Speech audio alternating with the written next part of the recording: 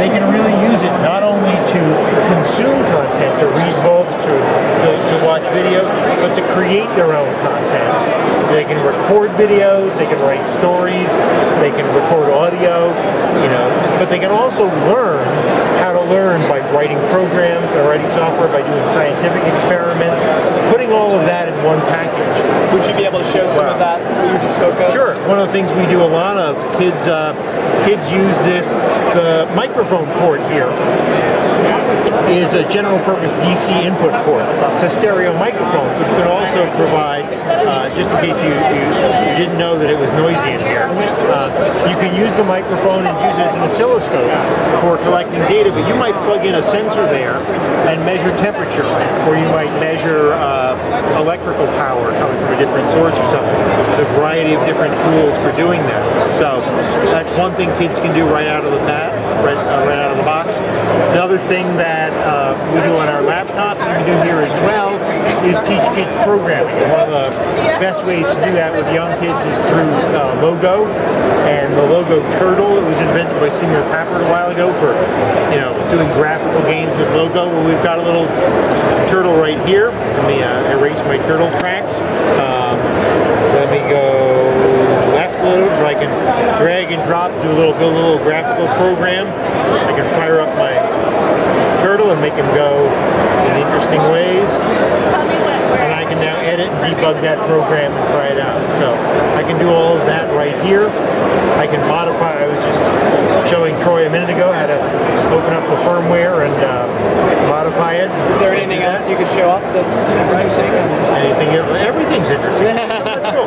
Well, things you particularly find of note. We just, one of our developers, Walter Bender's done work with the project for a long time.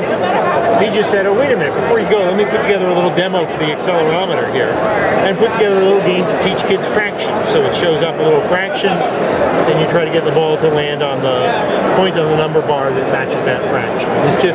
It's a fun little game, but it's also an example of how easy it is to do something really quickly and write some software. What was the web browser look like, or was there a web browser of any kind, or you were showing me Wikipedia slices? But yeah, those are Wikipedia slices that have a built-in browser that run it.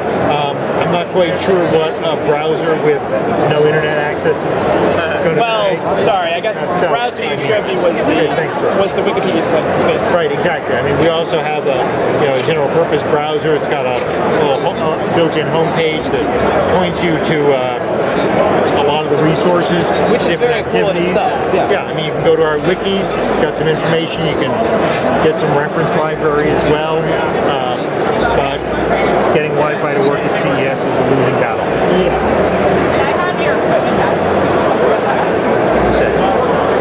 It's like, access points everywhere, but nothing to associate with. So this is a graphical view of all the access points that are in view right now. So it makes it really easy for kids to connect to networks and be able to collaborate with each other. Right. So is this going to be included with the talent? Power is a very idiosyncratic solution, different for everybody. So there's nothing included. It's really a matter of what do you choose? Do you want some kind of alternative technology? Does solar make sense for you? No, because it depends. Power is very idiosyncratic. It's really very different